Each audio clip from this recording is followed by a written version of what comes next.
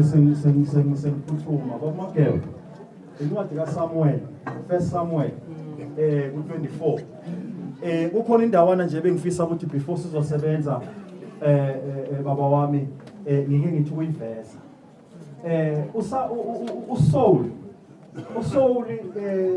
uhamba endleleni uzingelana noDavid likhona abazalwane and ngifuna ukuthi siqaphele lento yokuthi abantu esihamba sizingelana nabo haleluya uthi uNkulunkulu othinta nina uthinte inhlamvu yeso labo kunomehluko ke uSaul uhambe endleleni ephethe zonke izinto eziphathekayo aqualifya ngayo yonke indlela likhona abazalwane amen kodwa kukhona into ebekade engenayo uDavid ebekade ayiphethe likhona abazalwane amen iBhayibheli uma ngabe ubheka uSaul lithi iBhayibheli was a man of a great stature a dark, tall and handsome man likhona abazalwane eyayithi mayima phambi kwabantu haleluya kunyakaza izizwe haleluya kodwa kunephutha elilodwa lenza uSaul he had all the qualifications ezikhona bekaqualifya ukuphatha umsebenzi kaNkulunkulu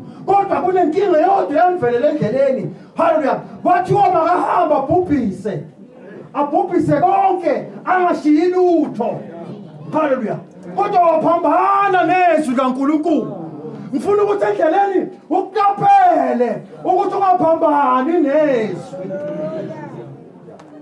ungazenza zonke izinto haleluya kodwa ungaphambani nezwi likaNkulunkulu ngoba uma ubheka uDavid he never qualified uDavid ukuhola ibandla kaNkulunkulu noma isizwe sikaNkulunkulu uDavid he never qualified number 1 lithi iBhayibheli wayemnyinyane kodwa wayemuhle haleluya amen haleluya uDavid uthe sike inkosi ayolandwa nje ledeni and uDavid kunezimpi azilwa waziwina haleluya emfihlakalweni nikhona abazalwane sifuna ukubonakala sesiphambi kwabantu sesiwina izimpi uDavid lithi iBhayibheli wawina izimpi emfihlakalweni wake wabulala ingonyama wayikhazula lehlani bengekho abambonayo haleluya amen uDavid uyakhula endleleni uSamuel uzwe Yesu umgcoba nikhona abazalwane amen kuba khona umehluko lo othi uDavid endleleni waba namakhosikazi akabanga nenkosikazi waba namakhosikazi and lento ke ngifuna ukuthi siyehlukanise lento yokuba namakhosikazi haleluya vele onke ama character noma abazalwane abakhona eBhayibhelini babe namakhosikazi kodwa uNkulunkulu has never approved ukuthi indoda ibe namakhosikazi sengisho uNkulunkulu has never approved ukuthi indoda ibe na more than one seke thina la ebandleni singasonta nawe namakhosikazi akho thina ngeke sixoxe kodwa ngeke usole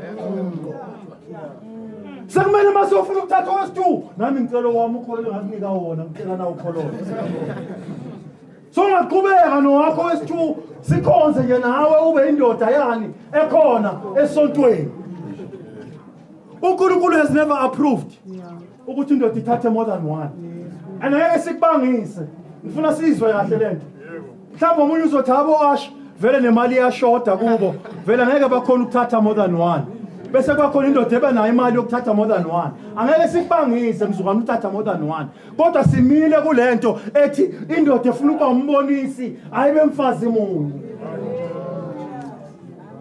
uDavid ke bazalwane wayena lo mehluko uthe seka namakhosikazi uDavid haleluya wakhetha haleluya umka Uriya wakhetha ukuyobulala indoda ukuze akwazi ukufinyelela kumkani enamakhosikazi anawo njengoba namhlanje haleluya akhona amadoda athi anamakhosikazi noma ithini inkosikazi yayo ishiye umkayo ifuna ukuyodlalisa amakhosikazi abantu haleluya kodwa kukhona into eyodwa ebeyihlanganisa uDavide noNkulunkulu. uDavide bekakwazi ukubuyisana noNkulunkulu. Ubenayo inkonzo yokubuyisana noNkulunkulu. And kunento eyodwa efuna siyibambe. uDavide uhamba endleleni. Hallelujah. Bekangaphambani. uNkulunkulu kwakuyala into. Hallelujah. Engeke nawe uzukwazi uthi kodwa uNkulunkulu uzoqala kanjani lento. Mangabe silalela umyalo kaNkulunkulu. Hallelujah. Uyabona nje ebandleni sinamadoda anamandla ngaphezulu kwethu. Sinabazalwane abafundile la kunama advocates esiwaphethe la ungabona abantwana laba engazuthi abanye bancane. Kunabantwana abafundile ukusedlula akusho ukuthi njoba simile nje siyihlakaniphi zesonto. Nikhona abazalwane. Akusho ukuthi njoba simile nje siyifundiswa zesonto. Kodwa ngoba simazi uNkulunkulu, sikholwa nguye, simazi yena yedwa. Sebangalethwa nje abanye uNkulunkulu, nami kukhona engixabane nabo besikole. Bangilethela uNkulunkulu owesiChina ubizwa ngesiChina. Yonke inkulumo esikhulumayo kumele sibize legama ngathi no siyaxabana ke manje. Lo Jesu owake wangisindisa engozini la kwakumele ngabe ngiphuma khona. Sengamjikela kanjani namhlanje? Sengamkela boNkulunkulu bokufika nje. Hallelujah. Ababizwa ngamagama engingabazi. Ungaphambani noNkulunkulu. Ungakwenza konke mhlambe nami ungaphambana nami. Kodwa qaphele ukuthi ungaphambani noNkulunkulu. And then in order ukuthi singaphambani noNkulunkulu, intando kaNkulunkulu kufuna ukuthi ingabuzwa. Ibhalwe enhlizweni zethu intando kaNkulunkulu. Uzokwazi ukuthi noma sewulethela izindaba, ukwazi ukuzishaya indiva. Ngoba wazana noNkulunkulu. Ngiyabona nje ukwazana nabantu. Umuntu uyajika. Umuntu uyashintsha. Kodwa kuzokusiza kakhulu ukuthi mangabe gatsha elosulabasha ayikho into ezomsiza njengokwazana noNkulunkulu nokuqaphela ukuthi yonke imiyalo yakhe nilobe enhlizweni zenu. Singahamba nje ngokwethu intando. Mhlawumbe umunye uze ebandleni ulethwe ijoin. Mhlawumbe umunye uze ebandleni ubone nje uArchbishop omude. Hallelujah. Wathi ngithanda uArchbishop omude. Nikhona abazalwane. Kodwa zonke lezo zinto azisizi uma ngabe singayazi intando kaNkulunkulu. Suke ekhaya uyi-understand intando kaNkulunkulu. Cela ungibambele incwadi kaSamuel wokuqala 24 mfundele from verse 5. Ufuna ukuthi baba uNhlaba uhamba ngomoya mfoka baba. Athi uPaul hallelujah sikhonza sesivumelwano esisha. Esikamoya esingesisegama. Lizothi izwe uNkulunkulu. uNkulunkulu ngumoya. Ufuna ukuthi akhonzwe ngomoya. Ayikho into ezokusiza endleleni mfoka baba. Njengokuthi uhambe endleleni ngomoya. Yebo singahamba sisuke la siyeThekwini ngenyama. Into ezokwenza ukuthi uprove ukuthi khanjwe ngenyama. Abantu abamanje ukusukana nawe, khanjwe utrip yesonto ukuze ubone ukuthi khanjwa ngenyama. Afike eThekwini angithi eThekwini kufike emini kiwe eBeach. Athene 24. Athene 24. Uzosubona ukuthi lo mzalwane umthethwa khona. Sambe suwe eGoli sonke. Hallelujah lo mzalwane uhamba ngenyama. Ay futhi mina yangahlula lento bazalwane. Umuntu angali bazalwane. Umuntu 24 yakhe angasithengela. Kodwa awukwazi ukuthi wazi ukuthi uyenkonzweni. Uze udakwe 24. Uze ushisa ushisa uyi20 nesikhathi sokuthi niwe enkonzweni. Asahambi sigugulana neimpilo zabantu abaziphila in their private space. But ake sihloniphe the spaces kaNkulunkulu. Hallelujah.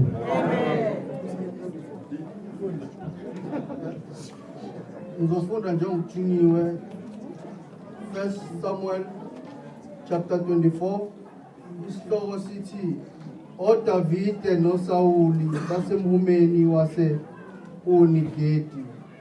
Ngizofunda verse 5. Wathi ngasemuva uDavide wahlabeka enhlizweni ngokuba wayesikile umphetho wengubo kaSawuli. 6. Wathi kubantu bakhe makube kude nami Jehova ukuba ngenze ukunjalo kuyo inkosi yami ogcotshiweyo kaJehova ngelule isandla sami kuye lokhu engogcotshiweyo kaJehova. Hallelujah. 7 Ya, asime nje lapho kwabo. Asime nje lapho sengigijimisa nje isikhathi bazalwane kuningi ebengifisa ukuthi ngikhulume sikekethe nami ebengisilungisele ngakho. Kodwa ngithanda lamazwi uDavide bazalwane. uDavide uhambe endleleni. Lithi iBhayibheli makezingelwa azingelwa uSaul. uSaul uyamzingela uyongena emgedeni la kukhona khona uDavide. uDavide had an opportunity yokuthi akambulale. Nikhona bazalwane. Uzuthatha an evidence yengubo yakhe. Hallelujah. Ukuthi ngabe ngiqedile ngawe. Kodwa ngithanda lento uDavide yokuthi ke ngingayiveza ukuthi uDavide bekamesaba uNkulunkulu. Uthi uDavide ngoba wena ngogcotshiweyo. Nikhona bazalwane. Iqaphele into yokuthi wena uhlala ekhaya uhlebe ngomgcotsho kaNkulunkulu. Hallelujah. Hallelujah. Uqaphele ukuthi ungamelani netebo likaNkulunkulu ngoba iBhayibheli lithe itebo likaNkulunkulu lingaveli. Usethatha this evidence uya nayo kuSaul ukuthi wena kumele ngabe ngikubulalile. Kodwa just because ngoba ungogcotshiweyo. Hallelujah. uSaul bekazingela uDavide ngamandla because he understood the power that he's possessing. uSaul wazingela uDavide. uDavide bekahamba ngokumesaba uNkulunkulu nangokulithobela izwi kaSimakade. Simbona uDavide makefika, hallelujah, kumfilisti. Makefika phambi komfilisti, uDavide uyacela ukuthi buphi lo mfilisti omise isizwe sikaNkulunkulu kabi. Hallelujah. Uthi uDavide, hallelujah, angeke ngihlulwe ngumfilisti ongenaye uThixo. Hallelujah. Hamba ngomoya. Hallelujah. Sengibuyele emuva. Uzoyithola la emoyeni incwadi yezakha. U3 verse 5 neka7 angeke sisafunda baba wami ngisengijimisa isikhathi ingubo sezikhona. Hallelujah. Lelizwi kaNkulunkulu lizoveza ukuthi beka ithemba lakho lonke uSimakade. Hallelujah. Hamba indleleni ithemba lakho lonke ulibeka kubani? Lithi umthande ngenhliziyo yakho yonke nengqondo yakho yonke. Hallelujah. Uma ngabe kohamba ngalawo mandla uNkulunkulu will open doors. Uma ngabe uNkulunkulu baba is destined you ukuthi ngelinye ilanga uzohola ibandla. Hallelujah. It will happen. Hallelujah. Noma ngabe sithanda noma ngabe singathandi. And mangabe kuzokwenzeka baba uNhlapho ireligious le uzoyishiya injongoba inje. Angisho ukuthi wena uzohamba noma ngithi ngiyakusola ukuthi uthe uzohamba. Kodwa mangabe the day uhamba ngabe uyazikhohlisa. Hallelujah. Then uNkulunkulu ahamba akuthume uqale umsebenzi ngoba asibabambanga abazalwane ngenkani. uJesu athi bonke ubaba kababeke esandleni sami. Hallelujah. Angeke akwazi uJesu ukuthi asilahle endleleni. Umoya ongcwele yiwo osidonsayo ukuthi sisuke la sikhona. Abekade khona amanye amabandla, bebekade bekhona abanye abaholi abangcono mfoka emhlaba. Kodwa umoya ongcwele yiwo owenza umsebenzi wokuthi ulidonse. Ngalokuthi mfoka baba uyibambe lento. Ngalokuthi uhambe emabhentshini, uhambe isonto. Ivangeli lishunyalwe ngisho abantu sebengasekho. Sengisho ivangeli lombuso. Asishumayeli nje ngoba sibona the masses. Kodwa ivangeli eliphilayo lishunyalwe ngisho abantu sebangasekho. Singalandi izinto. The strange fire sizobasa ngazo la umlilo kaNkulunkulu. Kodwa umlilo kaNkulunkulu ovela phezulu ongahanjelwanga sibase wona sokhele ngawo. Hallelujah. Baphila abantu ebandleni kaNkulunkulu. Ngazi uhambela inombolo ezingekho ngoba ikhona nemoya ethengiswayo baba. khona nabaprofiti bathi bayaprofita hamba ngomoya wokuthengiswa ipresent ayilanda kuDisemba yeChristmas phela unyaka next year makabuye buyasakana inombolo umoya uhamba lento yokamoya uNkulunkulu mangabakhuluma uzokhuluma uNkulunkulu kuwe uNkulunkulu futhi uyakhuluma kithi sonke iproblem asinayo this translation esinayo nokumlalela kodwa uyakhuluma uNkulunkulu kithi sonke amen hamba ngomoya mfoka baba lawo mazwi lawo angasuki kuwe hamba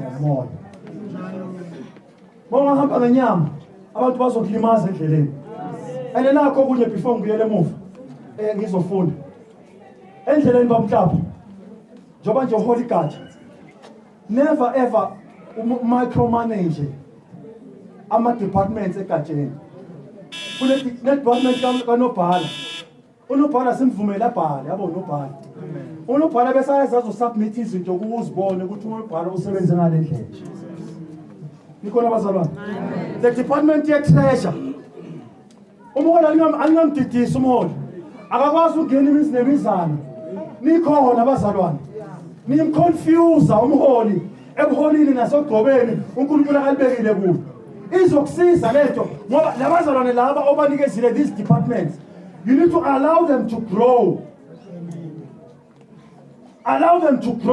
ngoba yonke department ekhona ebandleni haleluya akwenzeki ukuthi ngimedwa ngumholi yimi unobhala yimi nemali ihlala kimi yimi yonke into ngiyaprofita ngiyachorus leader ngiyo yonke into cishe kube ngazi ukuthi ngiphambene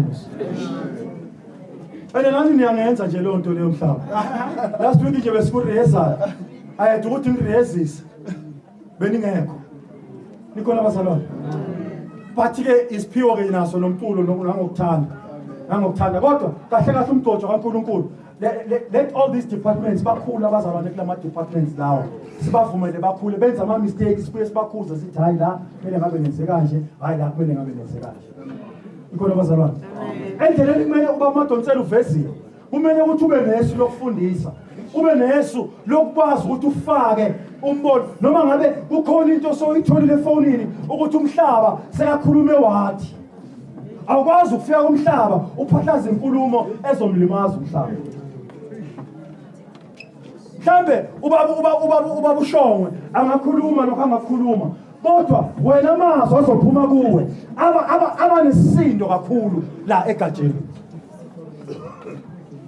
kena kusondele izingubo bengifisa ukuthi ngabe ngiyakhuluma ngoba baba hamba ngamandla akamoya athi uNkulunkulu kuGideon hamba ngalawo mahlabele uqhubeka nengoma hamba ngalawo mandla akhuluma kuGideon endleleni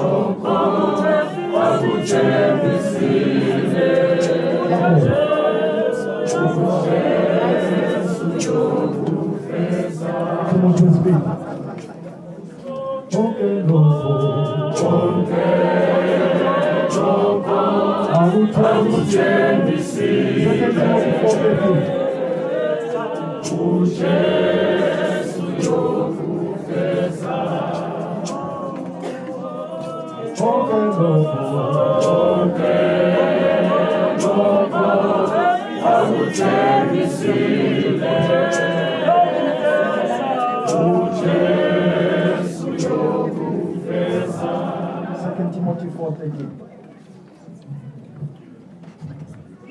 Ngizofunda njengokuthunywa incwadi kaTimotheyu wesibili chapter 4 verse 13. Isihloko sithi uTimotheyu ucelwa ukuba afike kuPawulu. Verse 13. Ijazi engalishiya eTroa uKhathu woliphatha nxa uza nezincwadi ikakhulu ezesikhumba. Ijazi oliphatha yilo leli ijazi esilicelayo. Lesi sikhathi sizokhuleka, ngicela abaholi bazolula izandla zabo, sikhulekisa nawo amajazi abo labazalwane. Incwadi iBhayibheli.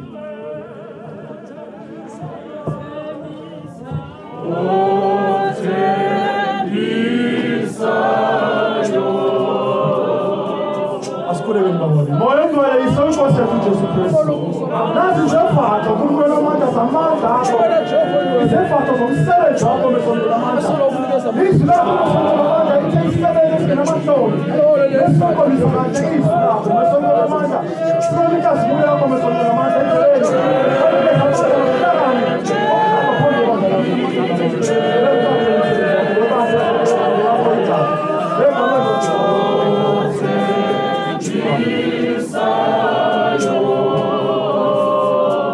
Bonke abaholi benkatsha bahambe bayobabhathisa. Abaholi benkatsha bayobabhathisa ngaphandle. Sililizele bazalwane.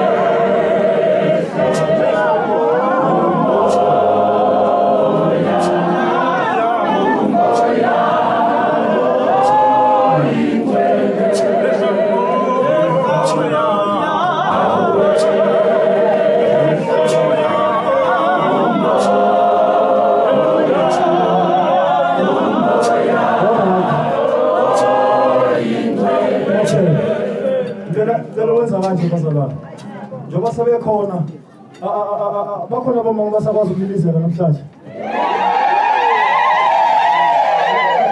angazi ukuthi kuzokwenzeka kanjani ubaba wethu ubaba umhlaba abeseduzana ozosifundela ama-banners lawa amiswayo ngizofunda incwadi kaJeremiah uJeremiah ku-4 ngifunda Jeremiah 4 evesini ka-6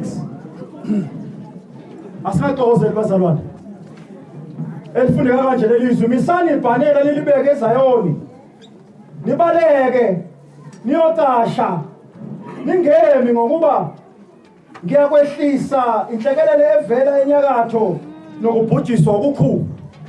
Hallelujah.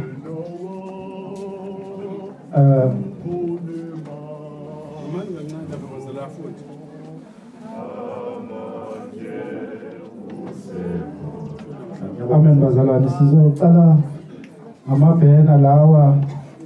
Hayi Mageba 18. Mageba. Cela umadonsela ngicela ungibambele. bese siphakamisa iflag le branch religious in Christ. Isaiah 18.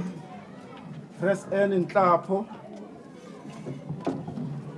Press N in Nhlapho 6298 Zakane Street, Tsonga Street, Zakane 1550 Isulabasha Branch. Hallelujah. Izandla.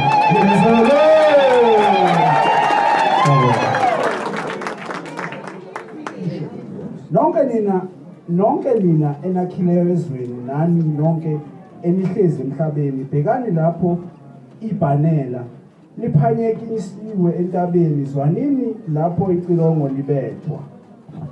Hallelujah. Esiyikho bazalwane asizifihli. Njoba limisiwe ibhanela limisiwe. Nomsebenzi kaNkulunkulu umisiwe. That is why lezi zinto sibhaliwe azimi nje zibe plain. Hallelujah. Azilotshwe enhlizweni zethu. Nobungcwele bukaNkulunkulu abungafihlakali. Nesiyikho makungafihlakali. Hallelujah. Seningawabuyisela bazalwane no position ngendlela ezi right. Ngicela ke ukuthi singene manje emsebenzini la esigcoba khona labaholi baguqe phansi ngamadolo sokwazi. Bazalwane nakho okunye ngicela ukuhlukanisa. Ngicela sibe sisuka nje lezi zinto. Ubaba uNhlapho, he was ordained last year October. Le nkonzo esikuyo inkonzo ye consecration. Nikhona bazalwane. And there's a difference between the two, consecration and ordination. Nikhona bazalwane. Consecration, it means lo mzalwane lo is being prepared mentally. Anointing was a spiritual. Now we're preparing mentally. That's why kukhulunywa kangaka wazochazelwa ngezinto nangokuhamba endleleni. Is being prepared mentally. Ngoba as much as sibiziwe ngokukamoya, kodwa siyadinga ukupreparewa mentally because there are challenges eziqhamuka endleleni. Hallelujah. So ke sizogcina nje umsebenzi kaNkulunkulu incwadi engizoyifunda bese baguqela ababili. Moja abaLevi u8 Leviticus 8 ukugcotshwa kwa-Aroni namadodana akhe. Amen. iBhayibheli mama litheba na ungumsiza nithi ungumsizi kababa wethu. Nikhona bazalwane. And then mama namzukwane baba kuthiwa mhlambe kwenzeka anything God forbid kuthiwa mhlambe ubaba akasekho emhlabeni, ibandla likwazi ukuthi ibandla likuhlamuke ngoba ubaba engasekho. Nikhona mama. But we are here to assist ubaba emsebenzini kaNkulunkulu. Akungabi ke ngisho ukuthi umama ubizwe kakhulu ukudlula ubaba baba umcikha, kodwa umama ungumsizi wakho. Nikhona bomama ngathi amen uyancipha. Noma ngabe ninomoya ninamavesi ninakho konke, kodwa umama ubekade ezele ukuzoba yini umsizi. Yabona nje mina uba ikhehle lingizalayo belingakhulumi kakhulu. Sengisho umsunguli the founder yale bandla mina ngikhuluma too much. Baba bengakhulumi kakhulu ku program, ngikhuluma kwa one. Kulabantu ngashumayela ukukhansa imsipha, kodwa kunomuntu okhuluma nje, umuntu omdala akhuluma izwi nje kayi-1 kuphenduka abantu. Ingilozi esihamba ngayo la ekhaya ingilozi mawahamba isusa umuntu phansi. Isusa umuntu from nothing. Ikwazi ukumbuilda. Zikhona ingilozi ezinamaginsa ezikwazi ukwamukela umuntu ngoba sezimthola ngoba se-religious noma zimbona kweliphi ibandla. Ingilozi eyiginsa ke le. You must understand ingilozi osebenza ngayo kulelo bandla uphethe ingilozi enjani. ayikwazi nje ukuzakhela umzalwane emqale phansi iphethe zonke ihlakaniphi ingilozi yakhona ande la ngaphakathi ziyahlupha le ihlakaniphi omunye ukuzela nomoya waseyikhoveni omunye ukuzela nomoya wasembizimbela omunye ukuzela nayo yonke le mimoya le ande yabona njengoba ngiyiveza lento bazalwane ophethe ihlakaniphi uyazi ukuthi kushisa kanjani ukuphatha ihlakaniphi uthi usitshela lokhu naso sikutshela lokhu uthi kuye waka left sona sithi kuye waka right uthi uyaqoba ithi mina angazi igqotshwa kanje ngazi igqotshwa kanje phethe umakade abona ke lapho shona phansi mholi futhi incwadi yama-Leviticus u-8 ngenza umsebenzi kaNkulunkulu esiwuzele lapha egameni kaJesu waseNazaretha thatha uSimakade wakhuluma kuMose wathi thatha uAaron namadodana akhe nezifatho namafutha okugcoba nakho konke okunye that is 2a mangifunda ngiyacacisa ngifunda ku 2a kunamavesi ezehlayo akhuluma ngeinkunzi nezinqama indaba engayenza ukuthi ngingafinyeleli lapho inkunzi nezinqama ziyahlupha it's a cult nikhona bazalwane angifuni ukubophela labazalwane kwi-cult nikhona bazalwane asifiki lapho nalamafutha lawo awezanga nami sometimes uyagcotshwa ngamafutha aphuma kuyobekwa somewhere la ungazi ukuthi bekuthiwani ngawo ezenayo uthenga angithi wothengile baba ngiyacela nomunye ngizomgcoba naye hamba yozithengela amafutha ezenawo angazi ke nabantu phela bazozobuye bakulandela amafutha beza nawo aphuma enyangeni ya enyanga ngizibangisi bazalwane kodwa ngiyabangisa vele ukuthi uthatha into yasenyangeni uze ngayo la esontweni ene nginelungelo siyaxabana ngiyaxoxa esontweni kwezi evidence ukuthi usebenzisa amafutha osana noma usebenzisa izinto eziphuma somewhere uzodunga ngazo ibandla gate siyehlukana angithi ngikhuluma ngoba nginama branch angaholayo you cannot run a branch wakhela the strange fire kubasela kokhelo ngale real fire ngisho sekuthiwa abantu abasekho awuhambi uyolanda izinto somewhere uhambo lokutapa abantu bakabe nesikhathi wakhe isonto ngokutapa abantu hamba ubatapa umuntu engathi aqhawula kahle uyangumboza yebo liyakheka ibandla lisuke libe umlilo liphakame libe ngaka kodwa ngiyakuthembisa sihlobo sami sikubonile lokho kwenzeka kuthi kube kusuka kube kuphela nya nikhona bazalwane so ke uma ngabe khanjwa ngomoya haleluya so ke amafutha lawo amafutha ezenawo sokwehlisa ugcobo lwaNkulunkulu it's a procedural phambi kwabo bonke abantu etsakane mholi wami sizelela lokho baba wami ukuthi ngingamboni nje umholi ngoba abantu bayaganga uthi abesuka nje akabesuka bekhipha impurampura ebriefcase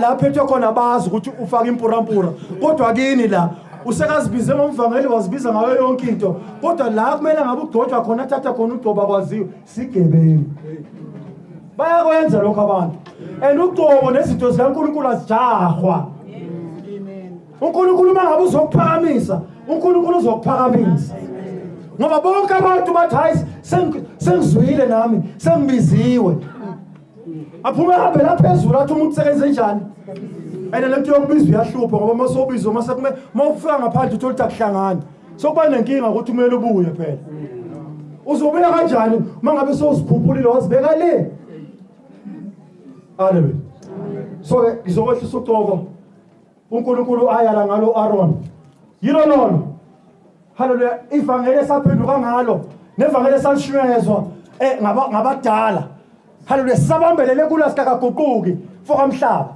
uJesu nje usayinkosi nomsindisi asikakabi nayo omunye uNkulunkulu nami njengoba ngimile nash bishop angisiye nje uNkulunkulu wesonto uNkulunkulu munye Thixo munye ake nishone njalo nithi uNkulunkulu nje munye uNkulunkulu munye bese ngehlisa ugcobo lwaNkulunkulu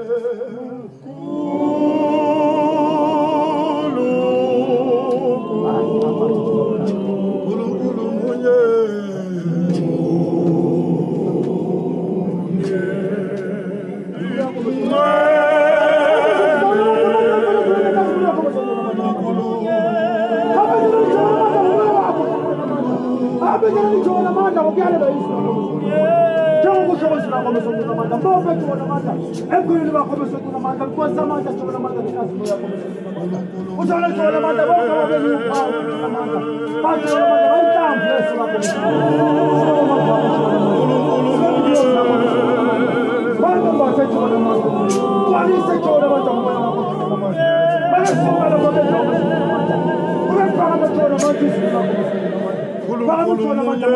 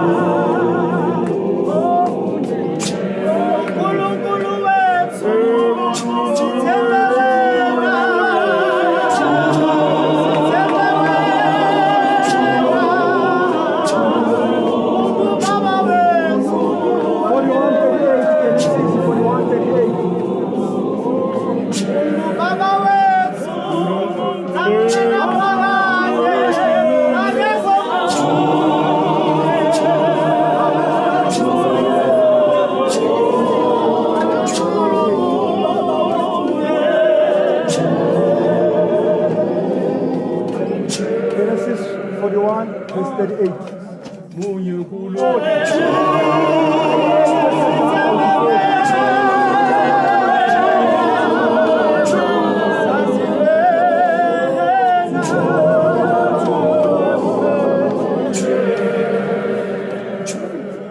Genesis 41 isihloko sithi uphakanyiswa kukaJoseph verse 38 wayesethi uFaro ezincekwini zakhe singamthola yini umuntu onjalo onomoya kaNkulunkulu na verse 40 wena uzakuba phezu kwendlu yami ngezwi lakho bayakuhlelwa bonke abantu bami esihlalweni sobukhosi kuphela ngiyakuba mkhulu kunawe.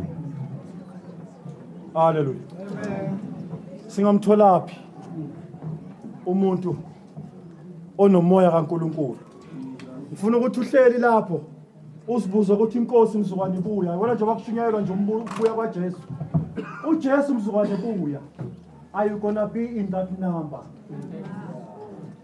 In this moment wena nje uhleli lapho, are you going to be in that number? Nah. Hallelujah. Now umsebenzi esumisayo, this is a certification. Naso ngeke ngisakwazi ukusifunda ngenxa yesikhathi. Ubaba wethu uNkosi nathi Nhlapho is being ordained.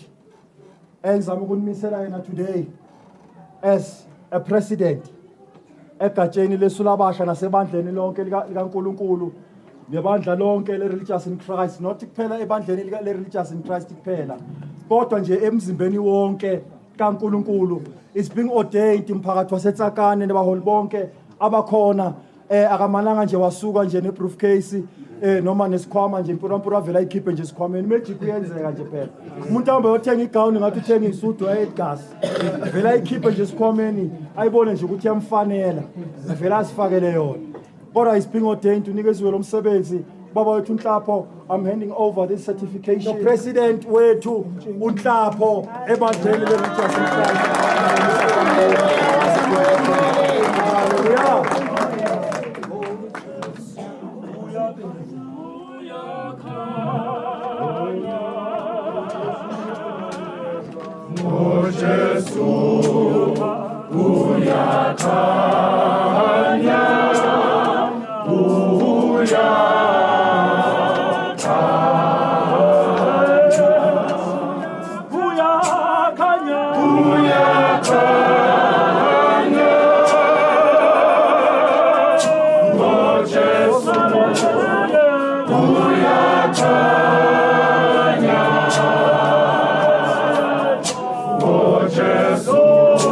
Isaiah 42.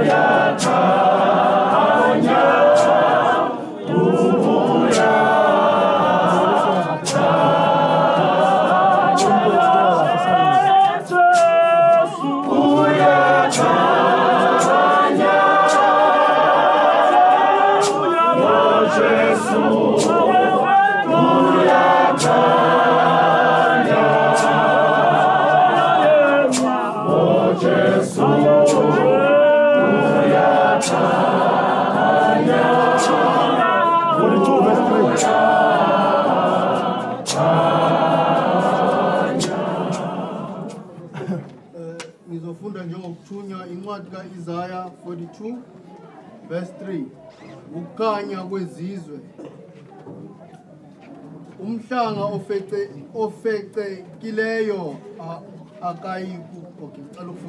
Umhlanga ofecekileyo akayikuwaphula. Umongo othunqayo akayikucima. Uyakukhipha ukwahlulela ngeqiniso. This is a guidance ngolwami. The main objective yesu kaNkulunkulu noma yomsebenzi omnikezwayo la ukumemezela umbuso kaNkulunkulu. It's either ukhuluma iqiniso or ukhuluma amanga. Amanga athi haleluya.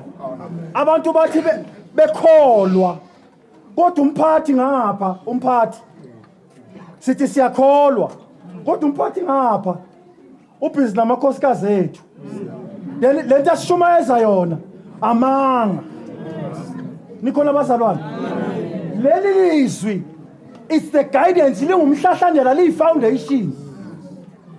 Noma ngabe singahamba ngakuphi ukuhlakanipha athi uPaul asihambi nokuhlakanipha nangokwazi kwethu kodwa sihamba ngokukholwa. The main objective yokuthi sevathe lezi vatho imaterial noma ama-overall okusebenza umsebenzi kaNkulunkulu. Lalelani bazalwane, it's not a hobby. Laba abantu bayenza ihobby nokukholwa, it's a hobby. into ayenza nje make ngenazi into eziningi angazenza ayineliseka ngaya-ke esontweni nikhona bazalwane nobuholi it's not a hobby akusinto nje othi ngumholi sometimes sithi sihlangana nawe ngelinye ilanga uthi alimeni kancane nangento yenu no-ashi this is a permanent situation ozibophe ngayo phambi kaNkulunkulu ukuthi uyokumsebenzela usimakade so anything ozoyenza sengisho ke mangabe kushaya iChristmas mfoka sigegede nawe ukhumula uhambe ngevest ubonakale nawe so uhleli ne24 haleluya uhlale wazi ukuthi awusasilelanga wena wedwa sekuyokhonjwa ireligious yonke kuthiwa labantu base religious badlutshwana sekumele uhlukanise le ndima ongene kuyo sovume ukuba ngumnaziri kaNkuluNkulu sekhona izinto sengisho nezimpi sekhona izimpi engasamelanga uzilwe kodwa uhlahlelwe indlela yizwi kaNkuluNkulu athi ke uNkulunkulu ukukhanya kweso ongilandelayo kasozana nini aba sebumnyameni akukhanye kini ukukhanya isibani asikhanyiswa bese sibekwa ngaphansi kwetafula kodwa siyathathwa sibekwe sikhanyisele wonke umuntu okusho ukuthi bazalwane umyalo omkhulu the biggest commission esinikeziwe bazalwane haleluya ukuthi ke go ye unto the world and make disciples nikhona bazalwane leli izwi lizokusiza kunamanga amaningi baba umphiha akhulumekayo namanga amaningi esiwenzayo ngifuna ningisize nabe nekwenza homework siza sibuye sizoyibuyekeza lenkulumo ngifuna ngitshele kahle lento yeChristmas haleluya no Santa lo ekhulunywa ngaye okuthi uzonikeza abantwana bethu ama present iphuma apho umthethwana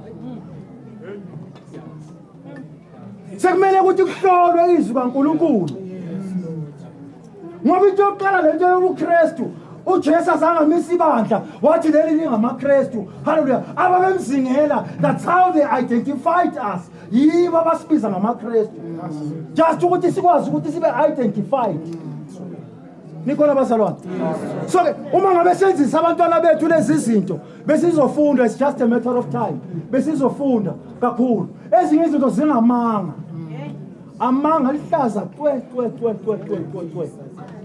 it's just nje ukuthi it's a matter of time bese ke sihlalele lento sihlole haleluya lento ngiyazi ukuthi iChristmas iyeza asikho isikhathi esisilinde njengaleso sonke sasigqoka impahla ezintsha makufika iChristmas sitshelwe ukuthi kunomkhulu ofikile wasishiyela ama present into engekho amanga lihlaza twe sengezela ukuthi baba uma sishumayela ivangeli we need to understand uNkulunkulu ukuthi ufuna ukukhonzwa kanjani simthole la kuphi ezwini unendlela uNkulunkulu akafuna ukukhonzwa ngayo lelizwaya sinikeza imiyalelo eyishumi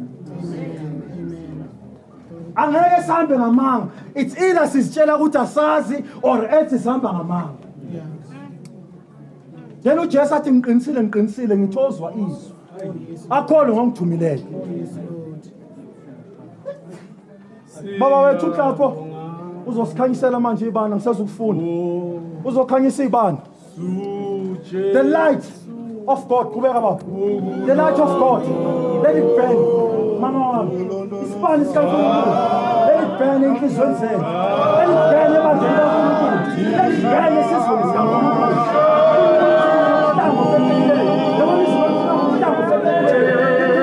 umuntu olimele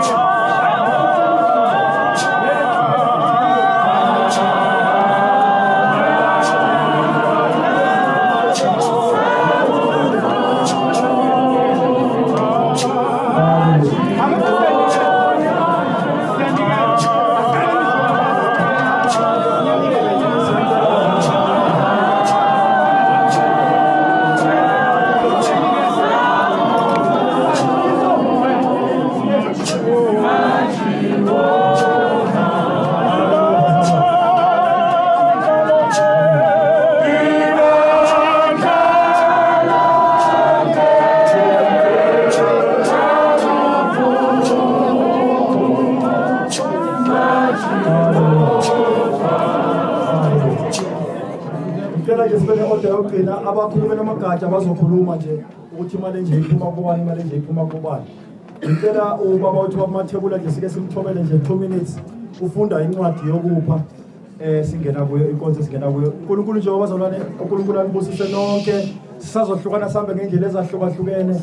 Umoya ongcwele kaNkulunkulu unembathe in all different direction, in all aspects. uNkulunkulu nje anibusise, siyabonga kakhulu bazalwane. Amen bazalwane. Amen. Nami ngizofunda nje izwi nomnikelo. La siyofunda izwi lethu u2 Corinthians noma Korinte lesibili, sifunde chapter 9, sifunde u6 no7 kuphela bazalwane. Mavesi amabili kuphela. Ifundeka kanje. Kepha nakho uhlanyela ingqosana uyakuvuna ingqosana. Nohlanyela kakhulu uyakuvuna kakhulu. Yilo naloyo anikele njengalokho azikhethele bona enhlizweni. Ungabi ngokudabuka nangokucindezelwa. Ngokuba uNkulunkulu uyamthanda onikelayo ethokoza. Amen. Asimeni kahle ke bazalwana, ngithi siyanikela. Asuke itulo, umuntu ame njengalokho ke njengaya, ngithi siyazi ngesikuzana. Asikeleni kuzimali bazalwana.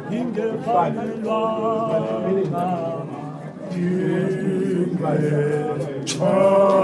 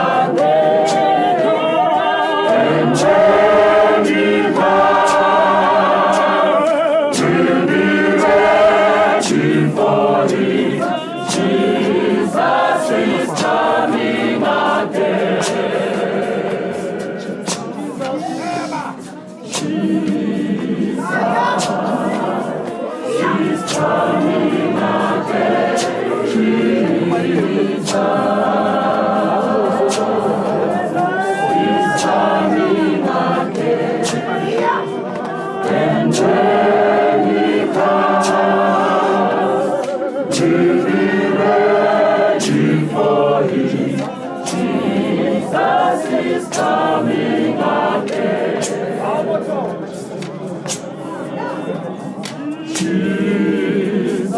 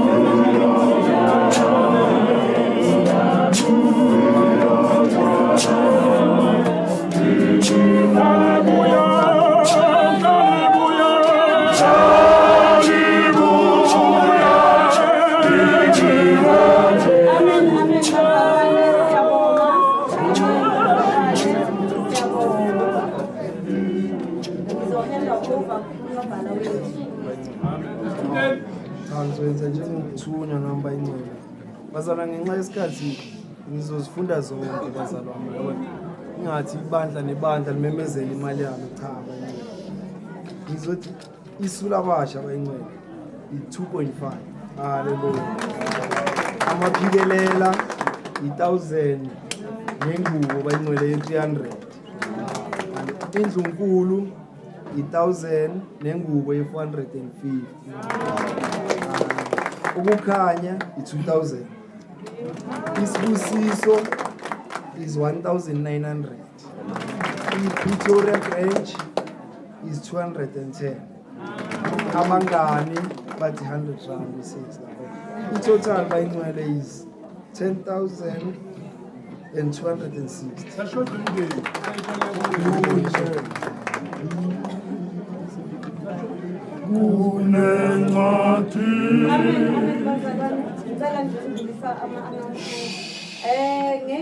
Next week Saturday sine meeting yabaholi nabaholikazi.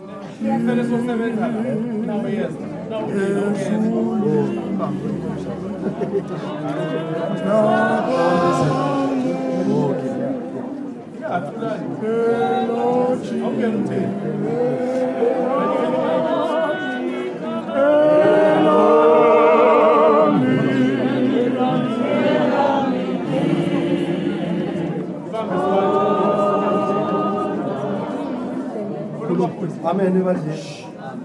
Bazalwane, kunemali la esizoyikhipha for Arch bayingcwele. angeke ngisho ukuthi imalini manje for appreciation yaka bese Hallelujah. Igama lami nguXolani. Bangihijackile. Sengizokhulumela ababili ke. Bengizokhulumela inkonzo eMount Ararat under i-leadership ka-Apostle uShabalala bese zena unikelo. And then umamncane ngoba ngubhuti omncanyana ke president uNhlapo. Hallelujah. So umamncane bengihamba naye ke ukuthi ehambe phambili nomnikelo angazi ukuthi kakhulu khehla siyabonga inkosi nasisisa futhi nganezi asibakhulumini sosithathe sesibusisa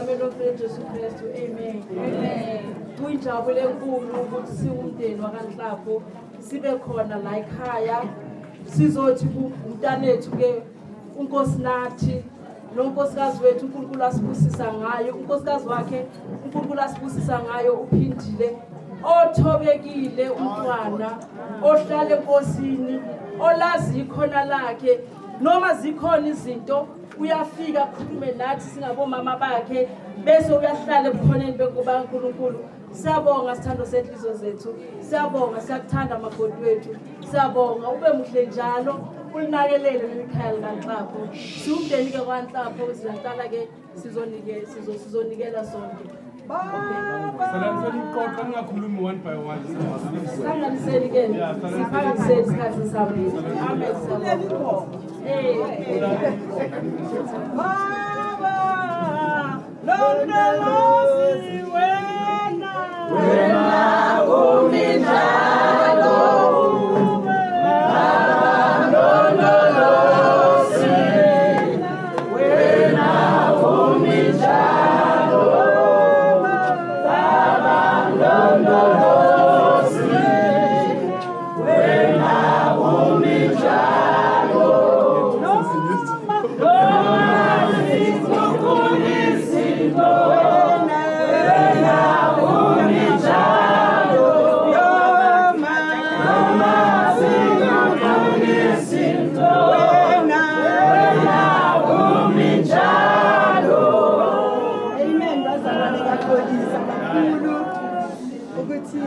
Bethe singakhulumisa mara angeke ngihlale ngakhulumi ngoba angazi ngizathini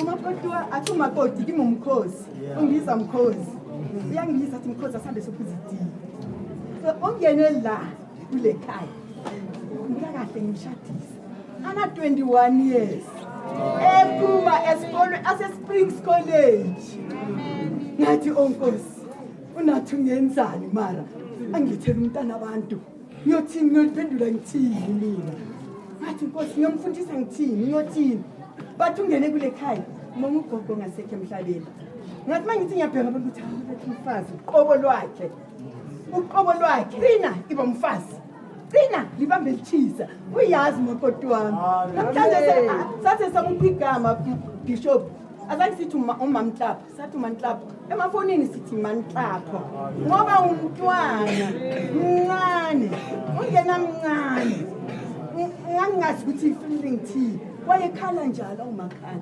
ngamstopa ngilanga stop ukhala ngathi usenyembezi zakho Trina ngathetha ngathi nganele ukuthetha ngaba ngifuna ukubrasha ngithi nganele ukuthetha kwaqina ngoba umfazi namhlanje ngibala leminyaka ngoba waqina kusukela lapho amahamsi eza ahamba nawo ahamba yazi kimi mama ngithi sizoyilwa mntanami kini kula ungayikhona le kiss owenza nayo ithi uyophuma ngebhokisi la endlini so kini noma ngana kamera uzolala nami la eduze kwami ngiyambonga ngambuli angiphumi mangiyelapha angiphumi ngadla angiphumi ngaphuza ngithi angiphumi ngadla ukwenza konke isho ukuthi nje umama wenza konke ngisho sihamba so nendaba yamaringa skisi mntanami yaso mina ngizwe Sunday imbongolo befuna ukungikhahlela during the week manginawo ngithi ngathi uzongigwadela wathi ngitshele ngihamba naye nasemall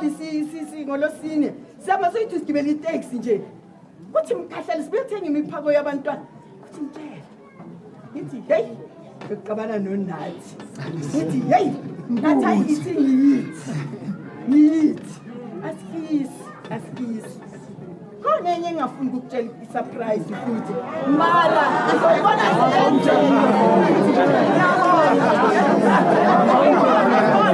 nayo ukhahlele ngibonolo mara angeke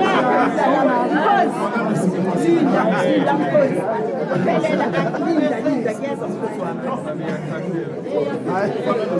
uyaka amakhoswayo umama ubaba umama endlini lokho kuncane kukhulu kuNkulunkulu ngithi no yi225 rand 25 rand ngiyabonga abantwana bami nathi angifuni umunye engizothi ngiyabona ngizwe 70 bethu una 11 years mntanami una 11 years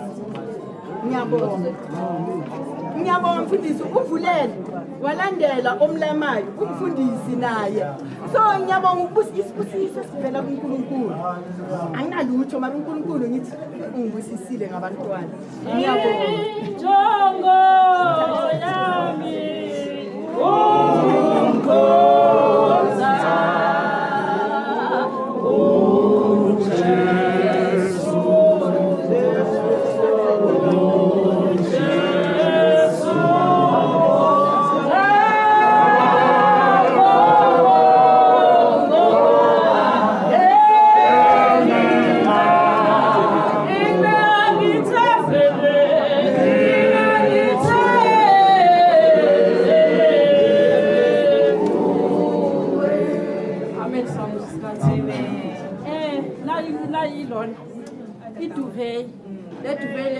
somkhosi umama obeletha uphindile uthi-ke phindile nango-ke mntanakhe nomkhwenyana nilale nifuthumale siyabonga egameni lenkosi Jesu Kristu.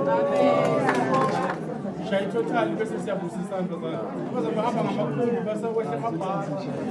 Eyomndeni. Wayibalanga ungalandi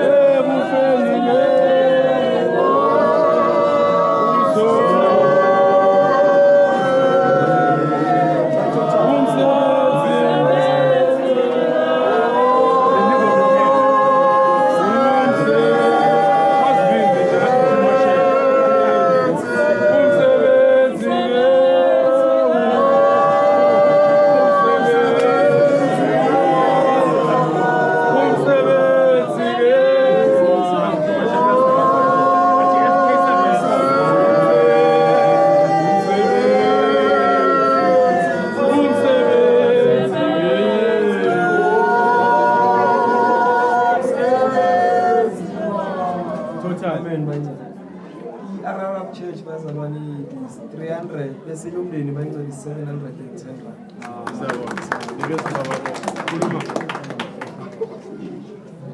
ngiyabikelela ebandleni lonke emabandleni ngokuhlukana kwawo ihlobo abangani omakhelwane bakhona siyokungena kanhlapho siphakamisa nje ukubonga kakhulu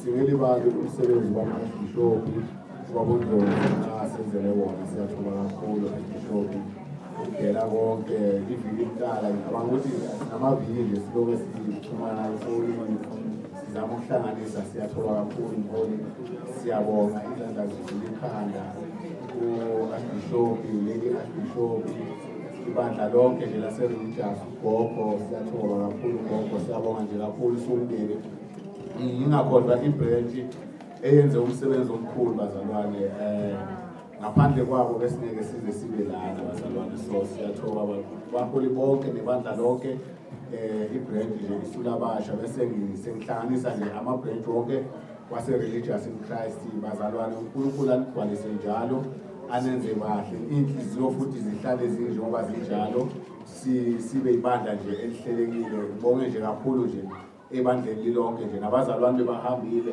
abasabele kubafundisi nje esaba nawo endleleni kwabashabalala ngathi bahambile abobakusipanyoni kumamkwena kanjalo bazondlulisa nje ibongo siyabonga nje kakhulu bazalwane ebandleni lonke nje siyathemba ukuthi endleleni futhi sizocathulisana kakhulu bazalwane noma abaholi esinabo endaweni sikwazi ukuthi siqhubeke endleleni sibonga kakhulu nje bazalwane somndeni nje wakanhlapho izandla zivula ikhanda uJehova futhi anigcwalise endleleni aniphephise bazalwane manisazohamba anigcine njalo anilonde bazalwane ukuze benaphakade abaholi bangabe basondela sobabusisa ngithanda ukudlulisa lokho abazalwane bazophuma baye ngalethendeni bayodla bese abagcotshwa bakaNkulunkulu bazosala khona Oyedwa onamandla nasi izikho uNkulunkulu onamandla esiphuma bonke labakhomishoni ethe izibakho sikusisa nakulesi sikhathi sinomandla akho amandla lokwazi ukubuyisela bonke sesiyaluphothula bebuhlelo kuwena Jehova siyabonga usigcinela bonke abafikile lapha sesokuyele emakhaya sangene sonke sifike siphephile siphinde sihlangane futhi ngelihle igama lomfelo uJesu Kristu kuze kube phakathi amen